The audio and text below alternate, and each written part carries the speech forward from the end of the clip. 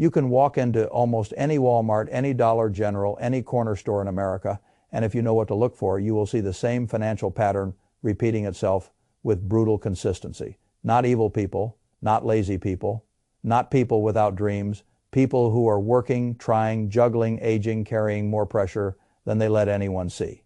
And still walking out with the exact purchases that are making escape harder month after month. That is what I want to talk about. Not an occasional indulgence, not the harmless meal out after a hard week, not the little pleasures that make life bearable.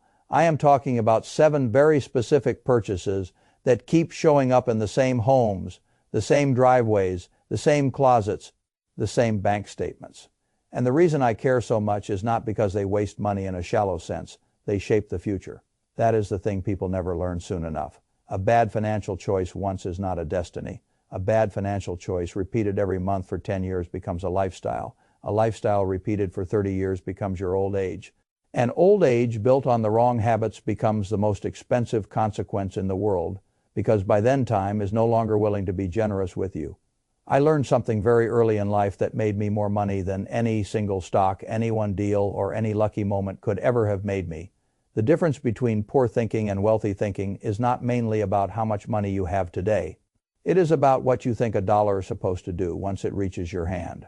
Poor thinking says, I have money today, so I can spend it today. Wealthy thinking says, I have money today, so I can make it work for me tomorrow. That difference sounds almost too simple to matter. It matters more than almost anything, because once you believe the first sentence, money becomes relief. Once you believe the second, money becomes labor. And labor, if you are intelligent enough to direct it, becomes freedom. That is why I get so impatient when people talk about wealth as if it were some mysterious blessing that belongs only to the highly educated, the highly paid, or the highly fortunate. A great deal of wealth is built or destroyed in ordinary aisles, in normal parking lots, at gas stations, through monthly payments, through habits so familiar that nobody respects their power until it is far too late. That is the trap. The modern economy does not usually ruin people through one grand spectacular mistake. It ruins them through small, respectable ones. A car that feels deserved, a scratch-off ticket that feels harmless, a couch financed at a monthly number low enough to feel manageable, an extended warranty that sounds prudent, a streaming package that feels like background life, a lunch bought every day because the morning felt rushed. Nothing about any one of these looks like the dramatic beginning of financial decline. That is exactly why they are so effective. They slip through without triggering alarm, then they keep repeating. And repetition is where wealth either gets built or buried. I have watched families spend decades in the same financial zip code, not because their incomes never rose, but because the purchases absorbing those income increases were the exact purchases that produced no productive future. That is the issue. Money left the hand and never came back with friends. It bought comfort, it bought image, it bought convenience, it bought temporary emotional relief. It did not buy assets, it did not buy compounding, it did not buy room. The wealthy are not always smarter in the IQ sense. They are often simply better at refusing the wrong kind of comfort. That is why I want to walk through these 7 things carefully, not to shame anybody, to expose the pattern, because once the pattern is visible, it becomes harder to keep calling it bad luck. The first one is brand new cars. This is the biggest wealth killer I see in lower income and lower middle income America. And it is one of the most socially admired mistakes in the whole economy. A person gets his first decent job. Maybe he is making $40,000 a year, maybe 50, maybe 60. Maybe it is the first time in his life that life has begun to feel like it might actually open. And what does he do? He walks into a dealership and signs up for a $35,000 car with a 6-year or 7-year loan at a rate ugly enough to hurt him and smooth enough that he does not quite feel the knife going in. This is where people say, but I need a car. Of course you need transportation. That is not the argument. The argument is between transportation and self-sabotage disguised as transportation. A new car loses an extraordinary amount of its value almost immediately. Not over a decade, not after a mechanical failure. The moment you drive it off the lot, a car bought for $35,000 may effectively become a $28,000 car in the first day of ownership. That is not hyperbole. That is how depreciation behaves. Fay Felicite, Fay turned 67, file 0 Fay. Then it keeps falling 40 to 50%. Over the next several years is not strange. It is normal, Fay Felicite, Fay turn 67, file 0, Fay. So what have you really bought? Not only a vehicle, you bought rapid depreciation financed by expensive money. Then people act proud of the thing because pride is one of the few emotional returns available when the financial returns are so bad. That is what hurts the most. The person making the payment thinks he bought mobility and status. What he often really bought was a future obligation that now demands a certain level of income every month just to preserve the signal. That is why new car culture is so financially poisonous. It trains people to convert future earning power into present image. An image is almost never an asset. A used car that is 2, 3, or 4 years old can solve the same transportation problem with vastly less destruction of capital. A Honda Accord, a Toyota Camry, something proven boring, reliable already through the ugliest part of the depreciation curve. The previous owner took the hit. You take the utility. That is how intelligent people buy durable consumer assets. Not because they hate pleasure, because they understand what money becomes if it is not trapped inside metal and upholstery. The difference between a new car and a quality used car can easily be $10,000 or $15,000. That is not a side note, though, investment capital. Put that difference to work for 30 years, and the amount becomes so large that the original car choice begins to look like one of the most expensive. I deserve it moments of a life. That is what people refuse to calculate. Because if they did, they would stop calling the new car a symbol of progress and start calling it what it often is: a $250,000 retirement mistake with leather seats. Now let us move to the second purchase: lottery tickets and scratch-offs. This one is cruel because it feeds directly on the emotional condition that makes rational thought weakest. A person feels trapped, pressed behind. A little shot of possibility for $5 sounds harmless. That is how the system gets you. The lottery does not sell probability, it sells relief. It sells the fantasy that one break could erase 10 years of pressure, and if you live close enough to the edge, that fantasy feels almost medicinal. I understand that. Understanding it emotionally does not make it less destructive mathematically. The odds are ridiculous. The small wins are structured to keep hope alive just enough that the machine remains fed. And lower-income households often spend a non-trivial share of income on this exact fantasy. The source is right to say the amount can be shockingly large relative to income. Fay Felicite. Fay turn 67, file 0, Fay. That is what breaks my heart about it. Not because I look down on the people buying the tickets, because I understand what that same money could become if pointed in a different direction. $100 a month, $120, $5 a month placed into a Roth IRA, a broad low-cost index fund, or any disciplined compounding structure for decades. That becomes real money. Not a dream, not a maybe, not a confetti event on a gas station counter. Real money. The kind that changes retirement, the kind that keeps the lights on without panic when you are 74 and tired and no longer able to earn your way out of every mistake. The lottery teaches exactly the wrong lesson about wealth. It teaches waiting for luck. Wealth is not luck repeated. Wealth is discipline repeated. The reason so many people remain poor is not that they never dreamed. It is that they kept financing the dream instead of financing the plan. The plan is boring. The plan is automatic. The plan asks you to do the same thing on the same day of the month for years, long enough that compounding becomes visible. The lottery flatters you immediately. The plan rewards you later. That is why the lottery is so psychologically seductive and so economically vicious. Now let us move to the third purchase: payday loans and cash advances. These are not financial products in any honorable sense. They are extraction devices, predatory systems built for moments when a household has run out of room. That alone should tell you everything. A healthy financial tool does not require your desperation in order to work well. A payday lender does. You need $500. You write a check or authorize a withdrawal for something much larger. 2 weeks later, the fee sounds manageable because it is stated as a flat amount rather than an annualized rate. That is the trick. State the pain in the smallest emotional unit possible. Because if the public saw the real annualized numbers first, the whole industry would look exactly as obscene as it is. The rates are monstrous. The rollover behavior is the business model. The borrower does not become free in 2 weeks. The borrower becomes harvestable. That is the point. Once the loan rolls, then rolls again. Then rolls again. The household is no longer solving the emergency. It is funding the lender with its instability. This is where people say, what am I supposed to do if the rent is due? The lights are about to be cut off or the transmission failed. I will tell you exactly what I would do before touching payday money. I would call the landlord. I would call the utility company. I would ask for an extension. I would ask family. I would sell something. I would take embarrassment over financial poisoning because embarrassment is temporary. Payday debt metastasizes. And here is the deeper lesson. The real alternative to payday debt should have been built before the emergency, not during it. That is what an emergency fund is for. Not glamour, not yield, not impressing anyone. An emergency fund exists to keep the next problem from converting itself into financial cancer. That is why I tell people even $25 a week matters if it begins building a buffer between you and your next moment of panic. The difference between a person with no emergency money and a person with even a modest reserve is not a little difference. It is a different civilization. One lives in constant susceptibility. The other lives with some ability to absorb. That matters more than people think. Now the fourth purchase, rent. To-own furniture and electronics. This is one of the slickest traps in the whole consumer system because it hides the insult inside affordability. $69 a month for the sofa, $39 a month for the television. A small weekly payment for the bedroom set.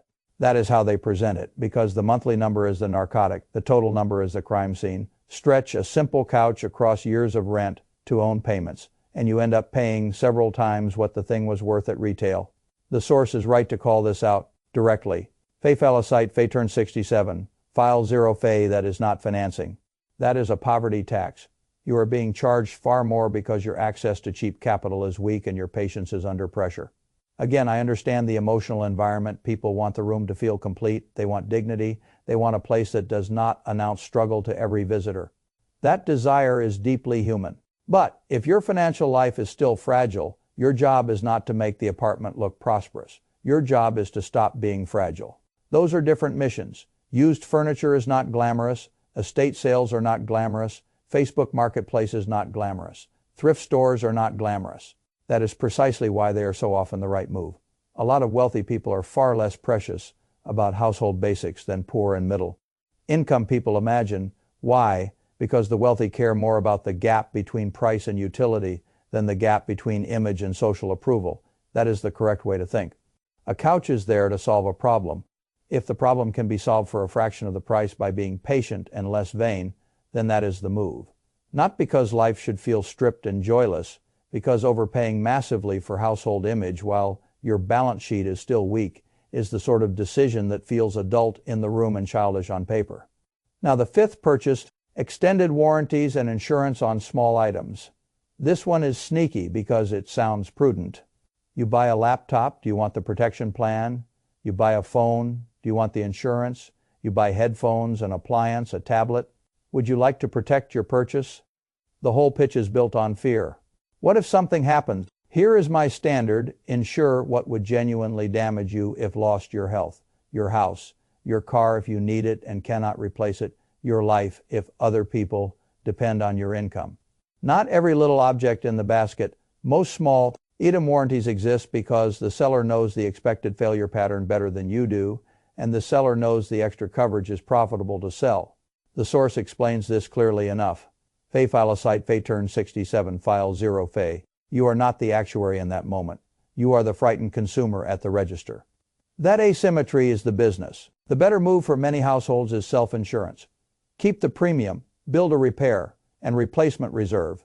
If nothing breaks, you still own the money. If something breaks, you handle it. That is a far better system than buying overlapping protection on every vulnerable little object in modern life. People do not become rich by insuring their headphones. They become rich by refusing to leak capital into low-value fear products.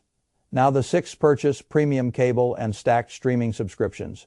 Entertainment bloat is one of the easiest places for a household to start quietly bleeding future wealth, because the amount feels too small to alarm anyone and too normal to question cable. Sports packages, movie packages, 5 streaming platforms, extra channels, another service because one show moved to another platform, one more because the children wanted it, another because canceling felt like deprivation. Month after month, it all auto-renews its way into your life until the household is paying $200 a month for entertainment access that no one is even using carefully enough to justify. The source cites this kind of bloat directly. Fay-Falasite, Fay turn 67, file 0 Fay again. Look at the frame correctly. $200 a month is not just this month. S luxury. It is a long-term transfer of capital away from productive assets. $2,400 a year. Across 10 years at decent long-term returns, that becomes serious money. And what did the household really buy? Not beauty, not peace, mostly redundancy. A rotating entertainment diet can solve the same pleasure problem at a fraction of the cost. Watch one service for 3 months, cancel it, switch. You do not need the entire digital civilization delivered at once just to make life tolerable. You need enough rest and enough joy that discipline remains sustainable. That is a different standard from passive accumulation of subscriptions. Entertainment is not the enemy. Unconscious entertainment spending is the enemy. Now the seventh purchase, fast food, convenience store spending, coffee runs, little daily ease bought at premium prices because planning felt annoying and the day felt hard. This is the one that destroys people precisely because it feels smallest. A coffee, a drink, a sandwich, a lunch out, a snack while getting gas, a quick dinner because cooking felt like one burden too many. Nothing here looks like a life-changing mistake. And that is the genius of the leak. It does not need to look dangerous. It only needs to repeat. Do that enough and the amount becomes grotesque. Not because any one meal was a crime, because the habit trains the same principle over and over. I will pay a premium to avoid planning. That principle does not stay contained in lunch. It spreads, it becomes a financial operating system. Convenience store prices are some of the worst prices in the ordinary consumer economy, and yet tired people hand over money there every day because fatigue collapses discipline. The source makes this point well. Faithfulicite Fayturn 67 file 0 Fay a person who buys lunch out every working day is not just making a food choice, he is making a recurring capital allocation choice. A person who packs lunch is not merely being cheap, she is practicing the skill of making the small present obey a larger future. That skill compounds. That is why I care more about behavior than brilliance. Brilliance without disciplined recurring behavior usually turns into interesting failure. Ordinary intelligence with disciplined recurring behavior often turns into quiet wealth. Now I want you to notice what all 7 of these purchases have in common. They are all emotional relief, that is the thread. The new car relieves insecurity. The lottery relieves hopelessness. The payday loan relieves panic. The rent to own sofa relieves the shame of an unfinished room. The extended warranty relieves fear. The entertainment bundle relieves boredom. The fast food run relieves fatigue. None of these products say, let us help you destroy your future. They say, feel better now. That is the same message every trap sends. Feel better now. Pay later. This is why poor thinking is so costly. Poor thinking is not always foolishness. Often it is just short-term emotional management repeated until it becomes a financial identity. Wealthy thinking does something different. It asks, what is this costing me in the future? That new car is not just $35,000. It may be a $250,000 retirement mistake. That daily coffee is not $5. It is years of lost compounding, if repeated often enough, that sofa is not $69 a month. It is the future value of the multiple you overpaid. That is what wealthy people see. Not the sticker, only the lifetime shadow of the sticker. Once you start seeing purchases that way, the whole world changes. You stop asking, can I afford this today? And start asking, what future am I shrinking to make room for this present comfort? That is a much better question. So here is what I want you to do. Do not wait for some New Year's moment. Do it this week. Pull the last 3 months of your bank and card statements. Not your memory. Not your story about yourself. The statements find these categories: new car overpayment, lottery or scratch-offs, predatory debt fees, rent, to own purchases, warranty and protection, plan leakage, entertainment bloat, convenience eating and convenience store waste. Add them up. Look at the real number. Then pick one category, not the hardest one, the easiest one you can kill fast, one streaming service. Lottery tickets, gas station snacks, daily coffee out, one category, cut it. Then automate the savings into an asset, a Roth IRA, a brokerage account, a retirement plan. It matters less where at first than that the money stops disappearing into relief and starts entering accumulation. After 3 months, cut another, then another. This is how people change their financial life for real. Not through revelation, through substitution. The old leak becomes the new asset flow. That is the machine. And if you keep doing that long enough, something remarkable happens.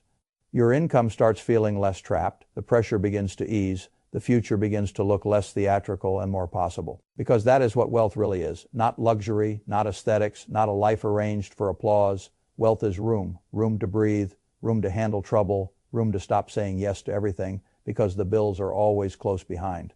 These 7 purchases steal room. That is why they matter so much. The gap between poor and wealthy is not always as mystical as people like to think. At the behavioral level, it is often built out of repeated small choices.